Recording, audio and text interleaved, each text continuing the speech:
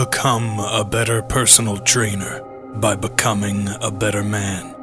Become a better man by applying knowledge from others who've walked across the fire and have a thing or two to say about it.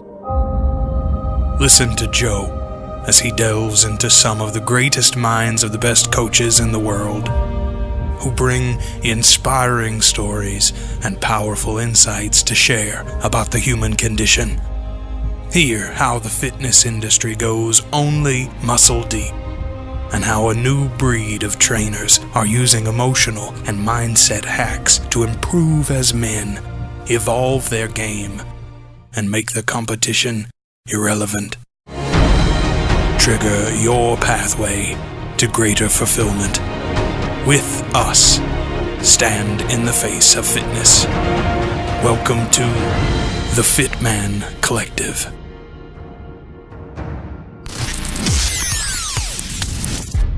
Hi men, and welcome to another episode of the Fit Man Collective podcast. I'm Joe Hanney, your host and founder of the Fit Man Collective. This show is about helping people become better personal trainers by becoming better men, fit men. My goal is to help you redefine what fitness, family and freedom ideally could mean. On today's show, we have someone who's helped hundreds of people eliminate stubborn belly fat, gain strength, and build the body they've always dreamt of. All very similar to the clients that you either have or want to help the most. His name is Jordan Syatt, and he's the owner, head coach, and lead author over at Syatt Fitness. Not only that, he's a 5-time World Record Powerlifter, precision nutrition, and Westside Barbell certified coach. And he's been featured on CNN, The Huffington Post, Men's Fitness, T Nation, and many more. Just head over to his Instagram page to find out more. Instagram.com/Syatt Fitness, or just go straight to Instagram and search Syatt Fitness. But before you do, make sure you stick around for today's show. Not only does Jordan boast a tremendous career in the fitness industry, first entering the scene at the tender age of 14 years old, he's, in my opinion, became the standout trainer coach that every aspiring personal trainer should go and learn from. Finally, before I introduce Jordan to you, let me just tell you that you can find all the show notes, transcripts and resource links over at thefitmancollective.com. Just go to the podcast page. Now, without further ado, here's my interview with Jordan Syatt of Syatt Fitness. Enjoy. Hey Jordan, welcome to the show. Thank you for being here. I'm super excited you could join us on the Fit Man Collective podcast. So, Jordan, without further ado, welcome. How are you, my friend? Dude, I'm well. Thank you for having me. I appreciate it. Good. I really want to speak to you, not only as a personal trainer, business owner, but about you personally, your lifestyle, your mindset, your attitude, your upbringing and background, the mistakes that you've made, your successes, and really, when all said is done, what's important to you as an individual, a fit man. So let's begin by asking you this question. Take us back to when you first started out becoming a personal trainer. Why did you choose this kind of career path, or did it choose you? Just really give the audience a backstory about yourself, Jordan, if you don't mind. Yeah, no, it's a good question. So basically, I grew up as a wrestler. So I started wrestling when I was 8 years old. And what happened was I wrestled from 8. I got really intense about it. By the time I got to high school, I made varsity as a freshman, and I beat a junior out for the spot. And so I had to cut from 112 to 103 pounds every week for competition. Wow. And that was like wrestling was my life. That's like all I thought about. I was obsessed with it. And basically, when I had to cut that much weight, I was always a very good wrestler technically, but I didn't have much strength behind me. I was a tiny little kid, so I had to learn how to build strength and cut weight and improve my performance. And from that point, I really got involved in the gym. I got really involved in nutrition, and I actually got my first personal training job when I was 14. Yeah, I read that somewhere actually. Yeah, and that's from then on. That's when it really that was it. Done. This is what I'm doing. Okay, so it was mainly your chosen sport, and using the gym as a way to accelerate you as an individual, your performance, and you had to make weight each and every week, which must have been a challenge, right? Oh, brutal. I don't know if you wrestled or if you know any wrestlers, but the weight cutting aspect of it it's so different than powerlifting, which I got into later, and it's one of the reasons why cutting for powerlifting was so easy for me. because wrestling, you're cutting the entire season. It's like it'd be a 3 or 4 month stint of like you could have 2 or 3 competitions in a week, and for every competition you have to weigh in, which means like if your normal weight is 112 pounds, but your competition weight that you have to weigh in at is 103, you're basically, it's all water manipulation. Yeah. So like you'll cut 10 pounds of water, weigh in, and then immediately gain it all back, and then 2 days later have to repeat the process for 3 or 4 months. It's brutal. It's not healthy at all. And it's one of the reasons why wrestlers are notorious for disordered eating habits, binge eating, bulimia, anorexia. It was actually one of the main reasons why I was so happy to get into the more science-based, habit-based, flexible, dieting-based stuff, because it's life-changing. Yeah, the only experience I really have, not necessarily a wrestler, but a boxer who made it professionally. And this is when I first started as a trainer in a huge commercial gym, and he would do all sorts of tricks and whatnot in the sauna, chewing on paper of some sort to soak up as much water as he possibly could, doing step-ups in the sauna, press-ups, the whole lot. So yeah, it must have been brutal. It's crazy, man. It's an easy lifestyle. So when you transitioned, Jordan, was that the type of client that you attracted, a wrestler, athlete, to a certain degree, or was it the normal, everyday individual that wanted to lose a few pounds, get into a dress size, what it might well have been? So when I first started coaching, it was mostly with everyday people. Like I remember one of my first clients, his name is Fred, 68 years old. He had shoulder problems. I remember it was a big challenge because I was a teenager and I was brand new, and like I was like, what the hell do I give this guy? Yeah. That's like, and it was a great learning experience. You know, diamonds are made under pressure. So like, that's how I really started to learn about good training and how not everyone should be training the same way. And then as I got older and I transitioned more into powerlifting and I started to make a name for myself in the powerlifting world, I started to attract more powerlifters to me. So people who wanted to just build their squat, bench press, deadlift. And then interestingly, there was a couple things that happened at the same time that sort of led me to where I am now, where number one is powerlifting became a big fad. It's like everyone wanted to be a powerlifter. So I was very lucky on that front that it just happened to be that as I was making a name for myself, it also became a fad.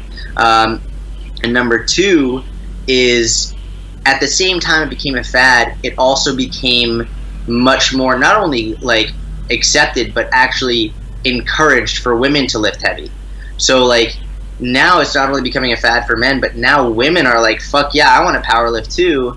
And a huge portion of my clients, especially at the beginning of my online career, were women who wanted to get strong as shit.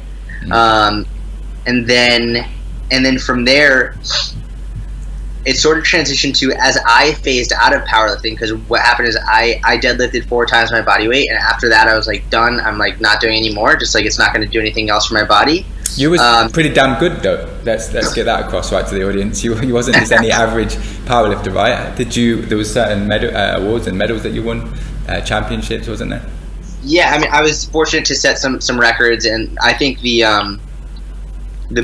my biggest like accomplishment is that 4 times bodyweight deadlift. Very few people have ever done that, and so like that's what I wanted to do for basically a decade. And as soon as I hit it, I was like done. Like I deadlifted 535 at 132, so it's like my body isn't gonna thank me for going to like 550. So basically, one of the things that I did was, as a powerlifter, I was really good at getting really strong while still having a six-pack, while still staying really lean, and that was something that was still pretty new in the powerlifting world. So now, not only did people want to come to me to get strong, but they wanted to come to me like get strong while looking good naked. And then that's sort of what I transitioned to, basically from powerlifting to mostly just general strength. Like, yeah, if you want to increase your deadlifts or whatever, but general overall strength while looking good naked is sort of where I've come into now. And I have clients who are 18 years old. I have clients who are 75 years old, and from every background, every walk of life. And basically the most common goals are, I want to get really strong and I want to look good naked. Yeah. Pretty simple. So in all your experiences and lessons, so starting out at 14 years old,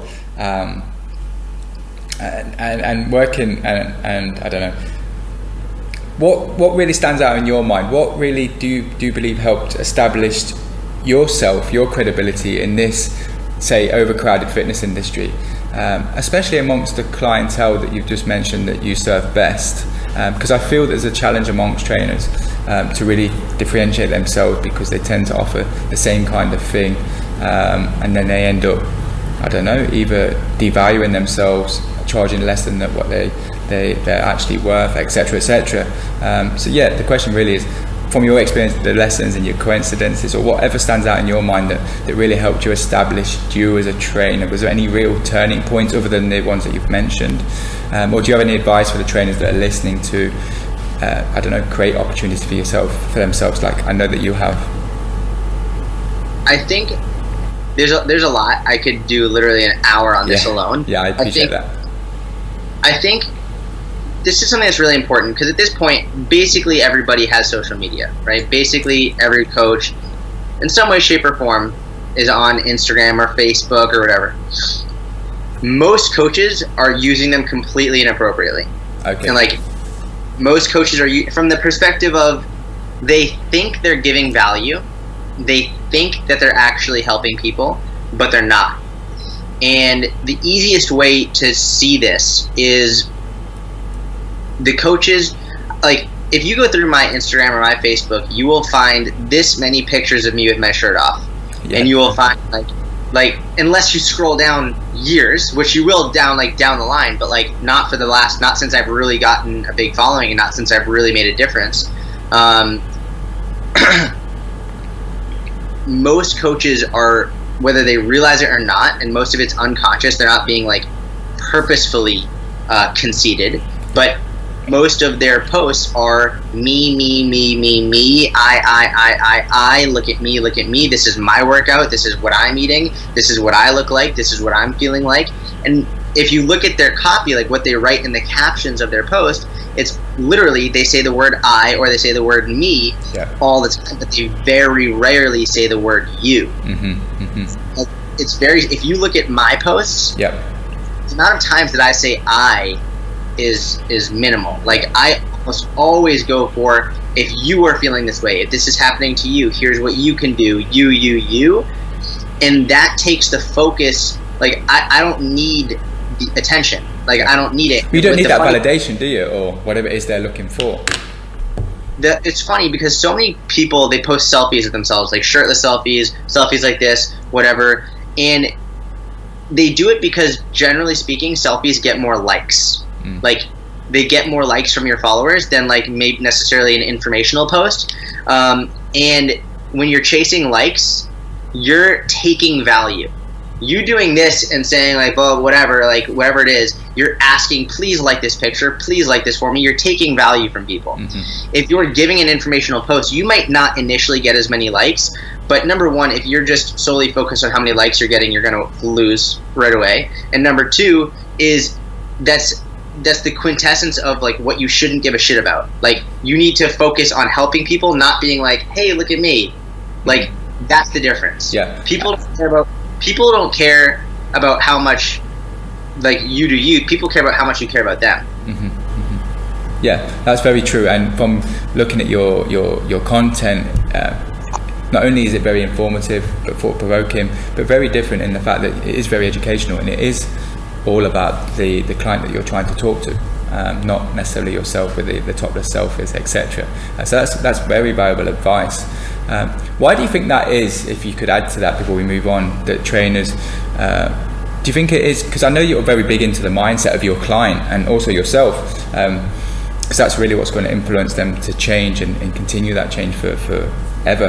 Do you think it is about validation or seeking approval for themselves, or just don't know the correct skills or marketing strategies, should we say? So it's interesting. I've actually never spoken about this ever. So like, I'm glad that you brought it up. This is really cool. I'm very much into psychology, and I'm very much into understanding why people make the decisions they make. And what I found is a couple things. personal trainers, number one, is just like basic level. They don't know how to run a business. Yeah. They don't understand it. They don't understand. A lot of them look down on marketing. They look down on sales. And it's not because they think it's bad. It's because they suck at it, and then they mentally walk themselves through a loop of I suck at it, and then it leads around to, well, they're scam artists and it's bad, which is like their own bias, their own, like, it's their cognitive bias of like, well, I'm not good at it, or I'm uncomfortable doing it, so now that means everyone who does it is bad. Mm-hmm. And like hear this and they'll be like, no, that's not true, I don't think it's bad, but like that's actually what's going on. Because you can, if you're actually really good at what you do and you can help people, why wouldn't you want to make more sales so you can help more people? But number two is, aside from not knowing how to run a business or how to do social media, if you really like look at the background of most personal trainers, not all of them, but not even most, but a lot of them, we'll say a lot of personal trainers got into personal training because they liked working out, right? And a lot of them got into working out because they were insecure with who they were. Exactly. Right? Mm-hmm. They were insecure with their body, they were insecure with whatever, and working out was that outlet for them to build something they can be proud of, and then that led them to personal training. And basically, that the insecurities, like people say all the time, don't lose weight. Like, don't expect to love yourself just because you lose 50 pounds. Like, if you don't love yourself first, you're not going to. So what's happening is we have a lot of these personal trainers who are creating Instagrams and Facebooks who are actually deep down very insecure, and it sort of, you see it coming out in their posts by like looking for validation by like, look at this picture of me, look at this picture of me. And that's like, whether they realize it or not, they're looking, like every like is like snorting cocaine. They're like, yes, like, thank God. Like, and whether they're willing to admit it or not, that's the validation they're seeking. Yeah, it's like they're not enough, which most people, even the general public that we work with in terms of clients, we're all under this impression that we're not enough for whatever reason, programming and years of media, but whatever it might well be. So yeah, that's two great points there. Anything else that you'd like to add to that? I mean, other than that, I think those are like the whys they do it. But in terms of how to fix it, you can change it. Like, you just have to become aware. In the same way that like a lot of our personal training clients, they can make the dietary changes they need. They can make the physical changes they need to go to the gym. You can make the changes that you need to get, like, to crush social media, to crush your website, whatever, like to build a big audience. But first, you need to be honest with yourself and aware of how you're coming across. And even if you actually think you're helping people, it doesn't matter what you think. It's actually what the other people feel and perceive. And as of right now, if all you're doing is selfies and that stuff, and you're not getting more business, then clearly you're not making the difference you think you are. Yeah, very valid points. What do you feel that there's any other challenges that they may be having in your experience in the industry? You've probably seen it from the outside, because I know that you're very switched on with the business side of things, the marketing, and from your experiences with the clients that you work with. Do you see anything else that's a challenge to a trainer, other than possibly just focusing their whole time on getting fit themselves and studying just the basic of nutrition and exercise? Is there anything more that they could do to help their clients other than what we spoke about already? I think the best thing that any coach can do, more than learning the best workout system or the best nutrition protocol, is understanding the psychology of why people are making the decisions they're making. I think that here's the way I explain it, and I love this explanation. Most people, they generally know what they need to do to be healthier, to lose weight. They know they should probably be going to the gym a couple times a week, or just exercising, right? They know that. Most people know they should probably be like eating more fruits and vegetables, maybe laying off the chips, right? Maybe not having as much alcohol. They know that, to the point where if I have an apple in this hand and a donut in this hand, and I said, which one's healthier, to 10 people, off random on the street, all 10 people would say the apple is healthier. Every single one of them. Yep. If I went to those same 10 people and I said, hey, like, and they all want to lose fat, like they all like are like desperately, they want to lose fat. I'm like, same 10 people, hey, listen, I've got an extra apple, extra donut, like, you can just choose whichever one you want for free. They're not all going to choose the apple. Why is that? And it's not knowledge. It has nothing to do with not knowing which is going to be the better choice. In the same way that we have freaking cigarette cartons with a skull and crossbones on it that say these will literally cause you to die. And not only do people continue to smoke because they have an addiction, but we have people picking up cigarette smoking, knowing what is the possibility. And all this shows is that knowledge is not always the reason why people make a decision. In fact, it's usually not knowledge. It's usually emotional. It's societal. It's like there's so many things going on, environment, like whatever. There's a million things influencing our decisions. And most personal trainers and coaches are so focused just on like, focus on this and focus on this technique and this workout and get this nutrition protocol. It's like, hold on. They fucking know generally they should be eating more fruit. How do we actually get them to like make these changes global? Like what's going on elsewhere? And like, let's interact with them and figure it out. Yeah, again, great answer. And I'm with you on that, in the fact that it's very black and white mentalities, and it's right. Trainers get into the industry for reasons of their own, to get into shape because they felt insecure, etc.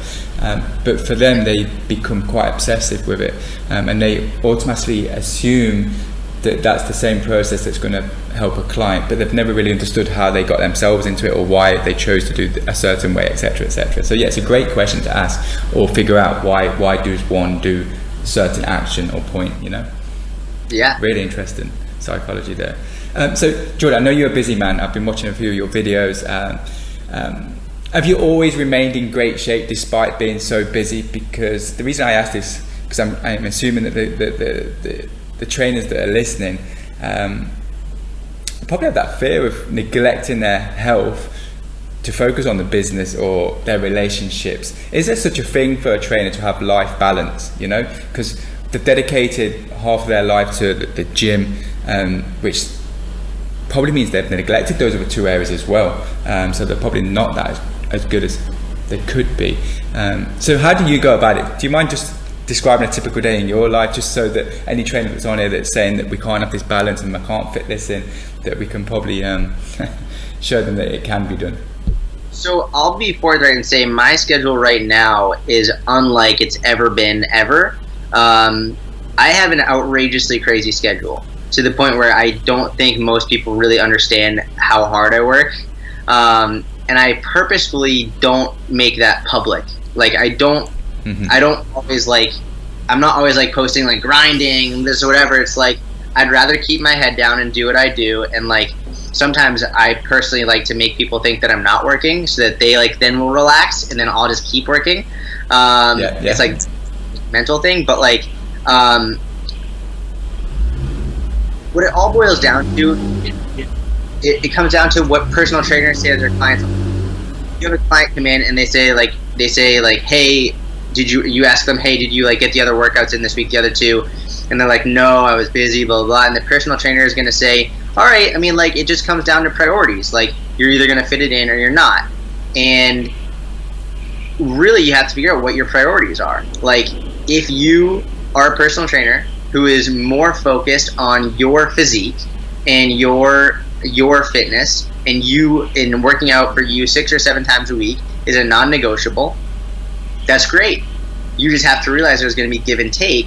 So for me, when I was first starting in the online fitness world and I was a competitive powerlifter, I actually used my competitive powerlifting as a way to help bring up my career. So I spent more time training. I would train at least 4 days a week for 2 hours a session, and that took up a lot of time. Now I train 3 days a week for 30 to 45 minutes at most, and like I'm out, I'm done. Like then I do a lot of business coaching calls, consult calls. So like every one of those, I'm walking. I do a ton of walking, but like I'm not like lifting like a competitive powerlifter anymore, and I don't do that because my priority at this point is make a bigger impact. Yeah. And I know making a big impact is not going to come from me spending another like 6 hours a week in the gym. It's going to be like, how can I freaking crush social, and how can I like create amazing content that is going to reach thousands and hundreds of thousands of more people. That's where I'm at right now. Yeah. And that's not the right way that's not the right thing. That's just my thing. Yeah. So you have to figure out what's important to you. Yeah. And I agree to a certain degree with that. It's adapting to the situation that you're finding yourself in. And as you quite rightly said, it's prioritizing what's important to you in that moment in time. It's not to say that you have to completely neglect it. It might, for your fitness and health, it's ticking over at the moment while you focus on other areas. So it's not you're completely giving it up, should we say. You're just prioritizing and figuring out a way of a bit of what life's all about, isn't it? It's constant adaptation, it's ups and downs, it's figuring as you go along. It's the journey, as we say to our clients. It's not about the destination, should we say. 100%, absolutely. Okay, great. Obviously starting at such a young age and going through the experiences of the sporting world, the business world of personal training, online, offline. How different is your outlook and values now in comparison to when you first started? If you could probably give yourself that younger self of yours a piece of advice of what you learned over the years, what would it be for the 20 or so year old trainers that are possibly listening to this show? That's a great question. A couple things. Number one, I would say stop taking yourself so seriously. Like, so I know I did when I was a personal trainer. Like when I was like a young personal trainer in the industry, I'd be like, oh my god, like so serious, like it's like the ultimate program, like this is right, like or whatever I did, whether it could be RKC kettlebells, it could be powerlifting, it could be TRX, or it could be like keto diet, it could be like it could paleo, it could whatever it is, whatever like you do is all of a sudden it's like, this is it, intermittent fasting, this is it. It's like, relax. Like, I'm so glad you found something that you enjoy. It does not mean it's the best thing in the world. It's not the best thing in the world. And some people are going to hate it, and that's okay. They're not wrong. That's fine. So stop. Don't fucking worry about what just like get over it. That's number one. Like, stop taking yourself so seriously. Number two is most coaches would be better off from a client success perspective. After a certain point, spending less time studying very high level training variables or nutrition variables and spending more time studying human psychology and emotion. It doesn't take a tremendous amount of know-how to create a very effective workout program or nutrition protocol. Yeah. You have to have a base knowledge of science and you have to understand it. But what really goes on is the best workout program and the best nutrition program is the one that someone can follow consistently. Yes. Always. So, like, and actually here's something that I think is actually really important. I think that if you have a program that will rank the program 6 out of 10 on like how good it is. Yes. 6 out of 10 program versus a 10 out of 10 program. If you have a 6 out of 10 program and you follow that program 95% of the time, but the 10 out of 10 program you follow 60% of the time, you will get better results from the 6 out of 10 program because you're more consistent with it. Yes. Now, I've created programs for clients who could only work out 1 or 2 times a week that like is not an ideal program. It's not like the best program I've ever made because like they can only work out once or twice a week and I would rather them do something than nothing. But their results were so tremendously better than so many other people because they stuck with it for 3 years. Yes. And then over time they developed the habits to go from 1 time a week to 2, from 2 to 3, and they were more consistent. And I think so many coaches try and jump into what's the best one, like the most ideal, the best, like the perfect program, and they forget that we're humans and that we just sometimes need to have someone that cares about us, and like maybe just like doing something rather than nothing is actually the better answer than like what exactly needs to be done in this moment every second to optimize human performance. Like, relax. Yeah, no, I get that, and it's all, and it's a big thing for me when talking to trainers is they put so much focus on that because of the model that they possibly use and what we've been accustomed to for so many years is that pay per hour situation, and they put so much focus into the workout, but then probably, well, more likely than not speak to that client again until they see them again 2 weeks later. So exactly. 165 hours in the week, right? And 1 hour of seeing them, they could be consistent with that program once a week, etc. But I do believe there's something of value in between those sessions. And like you said, if you can show a bit more empathy, understanding, meet them with where they're at in their journey, not put your beliefs and values on how it should be, come to understand that client a whole lot better. That opens up another topic of they're like, if you look at the difference between in-person and online coaching, I will promise you, and I will show you data on data on data, that more people get better results from a body composition perspective from online coaching than they do from in-person coaching. I could see why. You tend to interact daily or almost daily with emails and whatever, or like check-ins. I think in-person coaching is better for a performance-based perspective, like making sure technique is good, they're not going to get injured, you can build a good relationship in that in-person connection.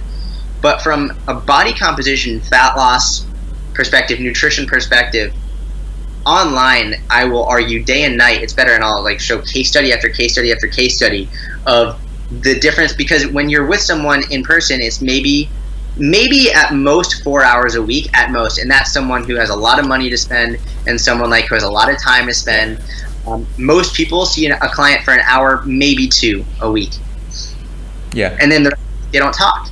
Whereas online, it's like, I don't care if it's just like 7 minutes a day, you're talking every day, and that's a huge part of the accountability aspect, which is why they'll succeed.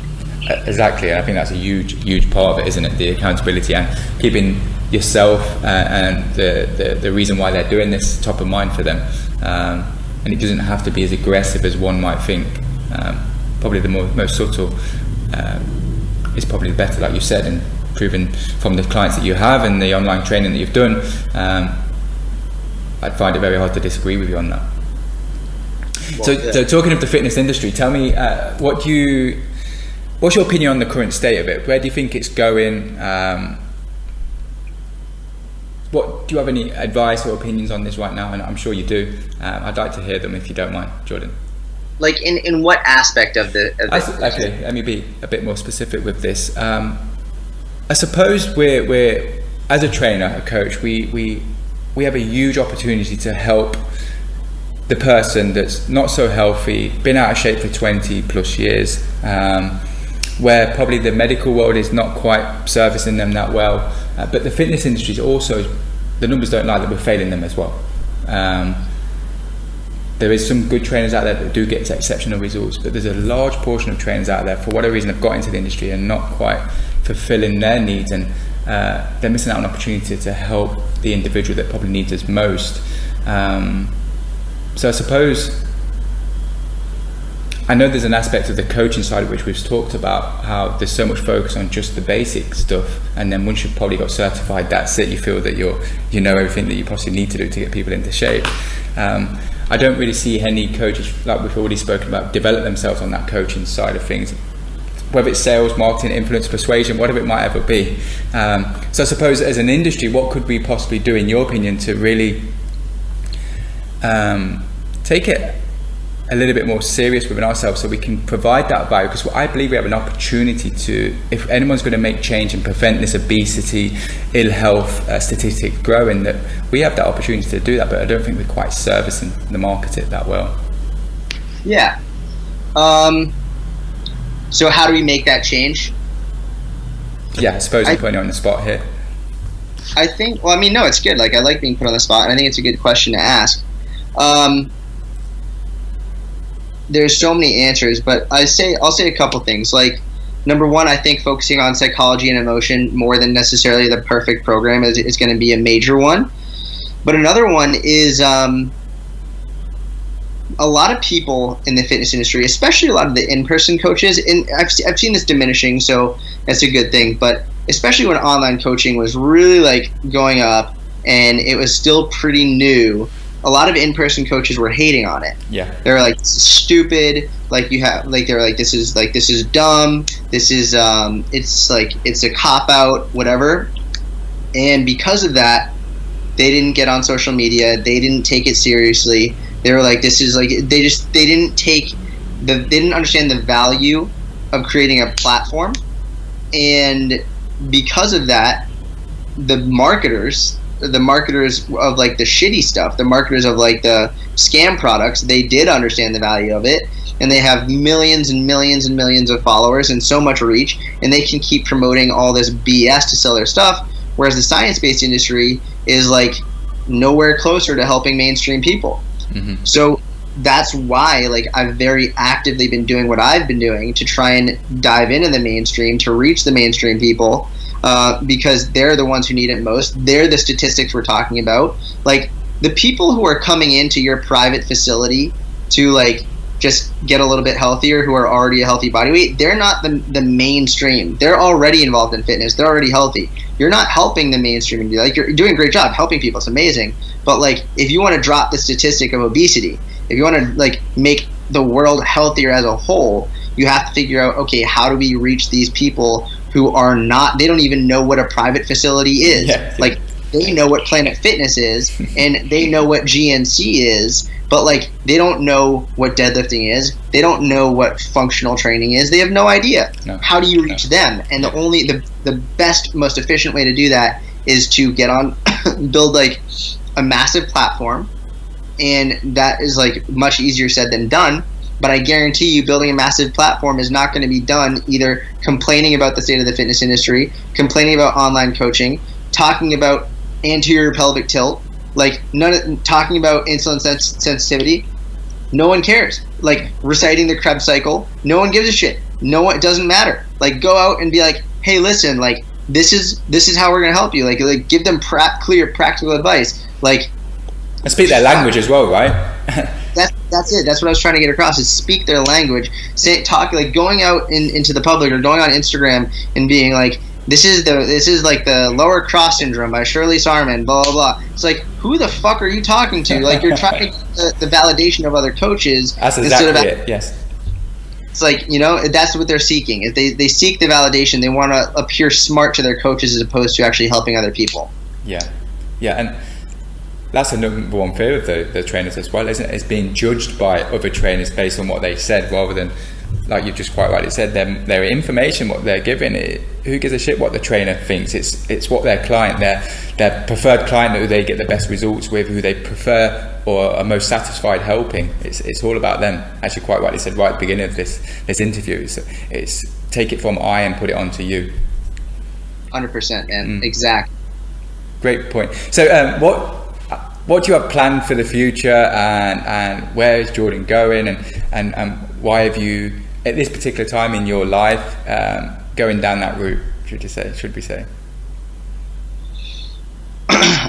Honestly, I have no idea. Yeah. I think I've seen a post like that the other day that you said, I have absolutely no idea what I'm doing. It's so funny because everyone's like, wow, like you have a clear plan, whatever. And I was like, you know what? Like I need to stop this because I have no idea. I wrote a long post about like, just so you know, I have no clue what I'm doing. What I do know is you can't ever go wrong by helping people. Yes. Right? And so I'm 26 and I have no idea what I necessarily want, and like by the time I'm 30 or even by 28, I don't know what I want, but I do know that as long as I continue to build a platform that is based around the central goal of helping people, I can't go wrong. Yeah. Right? As long as like that's my goal, and as long as I'm like, I'm not going to sell bullcrap, I'm not going to sell out to like for like supplement companies. I'm not going to cheat anybody. I'm going to be honest always, and I'm going to do my best to help people. When I'm 40, I'm not going to regret that. That's for sure. No. So as of right now, I don't know 100% where I'm going or what I want, but I do know that I feel like I'm very much on the right track, and I'll just keep on trucking and be patient and not get too far ahead of myself. I think something that really shows is because you're very interested in the psychology, the mindset, etc., that it's influenced you in ways to have those real strong values and beliefs within yourself, and it's probably made you have a bit more awareness a whole lot quicker than anybody else would grasp onto, a whole lot sooner, which can result in a whole load of things, becoming a whole lot more mindful, etc., etc. And I think it puts you in a very good place, regardless of whether you know where you're going, because you've kind of set boundaries, certain rules, standards for your own self, which seem to be serving you very well. So from what I can see, Jordan, it's going really well, and the way and the information that you give out to people is exceptional. And I just want to take a step back, because there's one question I asked to you about the fitness industry, and it all came from seeing a video of yours. We're talking about you pushing contact there. There's a real powerful video that you put out there, the kind of truth about the fitness industry, the lies that are being said, and that was a real powerful video. And for any trainer that's listening that really wants to see the kind of what we've been talking about here, I'd highly recommend that they go to your Facebook page and check out that video, because it's very powerful the way that it's put together and the information that you just put across. And it's not all about you, basically. Thank you, man. I appreciate that. That was the I had no idea how big that video was going to get. Mm-hmm. Like, I had no clue. And I think, like, as of today, it's like over like 750,000 views or something. But like, that's basically the quintessence of everything that we've spoken about in terms of just like telling people the truth, aiming to help them. Because here's actually a really interesting thing. And I just had a conversation with this young girl who messaged me. She was like, I want you to be my mentor. Like, I want you to help me. And like, I'm always trying to pay it forward. I looked at her Instagram, and she had one of those things where like she was part of a supplement company where like you have like the discount code if you put their name in, all that stuff. And I don't have a problem with that inherently, especially if it's a product you believe in. But it's one of those things where if you make the decision to go out of your, like, essentially, like, when I'm trying to figure out how to phrase this. Like, if you join a supplement company and a lot of your posts are based around go buy this supplement and put in my discount code of 10% or whatever, it's like you're making the decision to make a quick buck, probably knowing that supplement isn't going to make the difference in that person's life. Yeah, or yourself. And like, or yourself, exactly. Like, how much money? Like, unless you have like a 1 million person platform, you're not going to make that much money from it. But the point is, when you make that decision, you're making a statement of basically, it's like, I'm very much in this for the money. Essentially, in the same way that a client would be like, I want to lose 20 pounds in the next 4 weeks. They're making a statement of like, I'm in this for the short term as opposed to the long term. Yeah. And I think it's a really important thing where it's like, when people come to my page, I don't ever do that. I will never, like, I have no problem with selling stuff. I sell stuff all the time. The difference is the stuff that I sell is mine, and it's something I fully believe in. And if I end up doing an affiliate promotion for someone else, I'm never going to pretend like it's not. Of course. And I will always say, like, listen, this is this person's, and if you buy this, I will get a percentage of it. But if you aren't comfortable with that, here's their link so I don't get any cut. So just so you know, like, I just want you to be aware, because the only reason I will promote someone else's product is if I fully believe in it. Of course. So there's all these other factors, but I don't even know how I got on this topic, man. But like, basically the point is, the whole point of that video was to show people that there's a side to the fitness industry, there's a side to the marketing, there's a side to the products that most everyday consumers don't know about or think about. Mm-hmm. And when you open that up to them, when you expose the truth to them, automatically it's like they trust you more, because they're like, they believe you because you're not trying to make a quick buck off them. And I think that's sort of where I got into that Instagram, like the supplement 10% off codes, is you're automatically going to lose trust. Of course. And also, they're also showcasing that whatever willpower, energy and focus they have, and we're limited with it, with how much stuff we got going on, is focused on that rather than the individual that they could help, like we've been speaking about majority of the time. Exactly. It's just like, you could I could make my pinned thing on my Facebook a link to a supplement that I think you should get, or I can make my pinned post that video explaining the truth. Yeah. Right? And it's like, one, I might make money off that supplement pinned post, but I will lose trust. Yes. And that's huge. an industry where many people have references of failure, right? Clients in particular. Yeah. They've had so many references of failure, and we really don't want to create another reference for them of failure and distrust and over-promising but under-delivering, etc. Because we're just to look at it from a client's point of view, just put yourself in their shoes. No wonder they find it very hard or difficult, or it's a challenge to them to put trust into personal trainers, fitness people, because of that very reason, you know? The one thing that I think is always true is I've never spoken to someone who does those 10% off codes who hasn't felt a little grimy doing it. Yeah, like I've never spoken to a person who hasn't felt, I don't know. And for me, if you don't know if you should do it, you shouldn't do it. Yeah. If it doesn't feel right, even a little bit, it's not right. True. Very true. Period. Yeah. Like it's like just end of story. So, and as like Gary Vaynerchuk always says, doing the right thing is always the right thing. Mm-hmm. And even if you make $10,000 a year from those 10% off codes, you're not going to feel good about it. Yeah. Right. You're not. It's not going to be, as you said, regardless of where the direction of you're going. You'll know that at the end of the day, by just helping people, giving so much value back, that will fulfill you in ways that any 10% code could do. 100%, man. Exactly. Coming to a close of this show, John, because I know that I've kept you for some time, is there possibly anything else that's crossed your mind during the show that I haven't asked you and you feel would be of tremendous value to the audience, the listeners? I really like Harry Potter. Yeah. Really. Well, I can admit I've never watched one of his films or even read the book. I don't know why, actually. That's an interesting question. Oh my god. I mean, listen, I'm not a huge fan of the movies, to be honest with you, but you have to read the books. The books will, like, legitimately, they'll change your life. Really? Like, they'll change your life. Like a self-development book? Honestly, they're just, like, so damn good. What I will say, though, is, like, I don't, like, if you do writing, they're going to make you a better writer. Made more creative and, yeah. Reading J.K. Rowling, and other people too, but reading J.K. Rowling because she's such a phenomenal writer, it's just mind-boggling. Mm-hmm. A lot of people ask me, how do you become a better writer? How do you write so well? It's like, well, number one, there hasn't been a day, this is not an exaggeration, there hasn't been a day in the last 6 years that I haven't written a bare minimum of 1,000 words. Yeah. Like, that's bare minimum. Yeah.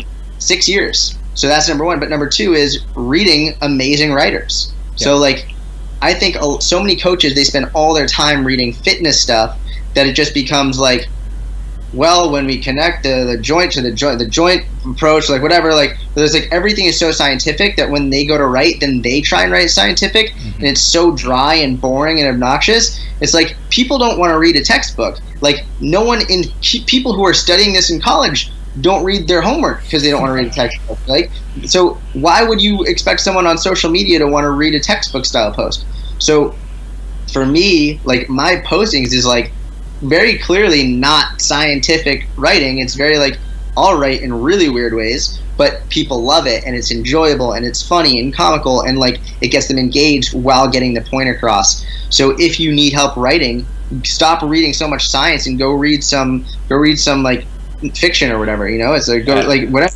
That's great advice, and it was something that I took for myself when wanting to become a better writer, is to study of the people that are doing it well and practice writing every day, you know. And don't be too, again, what we spoke about, don't be too fearful of how or what the opinion of trainers is going to be, because as you quite rightly said, yours is very conversational, it's very engaging, but at the same time the person that you're hoping to help is going to connect with you on a different level, a whole deeper level than somebody that's throwing out connect this with that, etc., etc., etc. And then they forget all about why they're actually on the page about I'm here to help, I need some help, because they buy into you, don't they?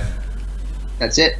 Yeah, that's it. If you have their trust, you have everything. And it's like it takes a lot of time and effort to build up trust, and it takes 10% discount code to lose it. yeah. Yeah, That's like, I don't trust you anymore. It's just not worth it. And that can happen just like that, as you said. Just like that.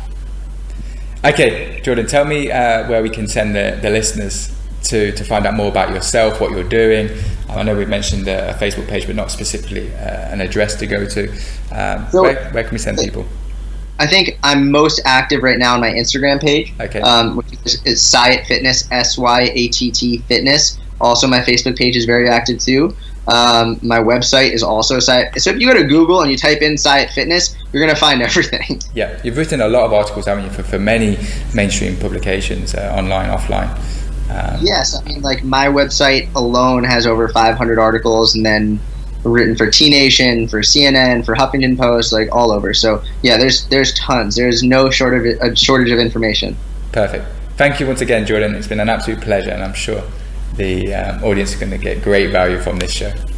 Well, dude, thank you for having me, and if anything I can do for you or for anyone listening, please don't hesitate to reach out. Perfect. Cheers, man. So there you have it.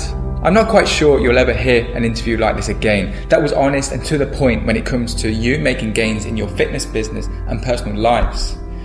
Once again, you'll be able to find the resource links that were mentioned over at thefitmancollective.com. Go to the podcast page, episode 17. And I must say, thank you again to Jordan of SyattFitness.com.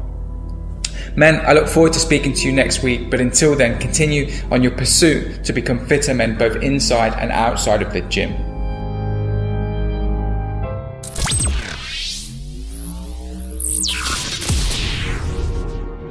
Thank you for listening to the Fit Man Collective podcast. This is your life. Don't settle for mediocre. Don't settle for average. Don't even settle for great.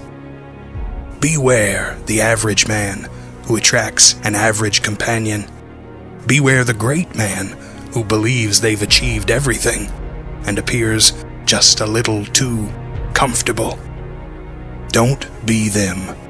Become the patient wolf. The Fit Man Collective is waiting for you. Know yourself. With us, reinvent yourself and your place in this world.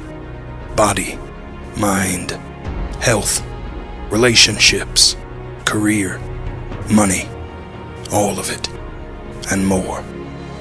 We can never be caught. We can never be categorized. The Fit Man Collective reinvents the future of the Fit Pro. The Fit Man makes his own fate. Join us at thefitmancollective.com.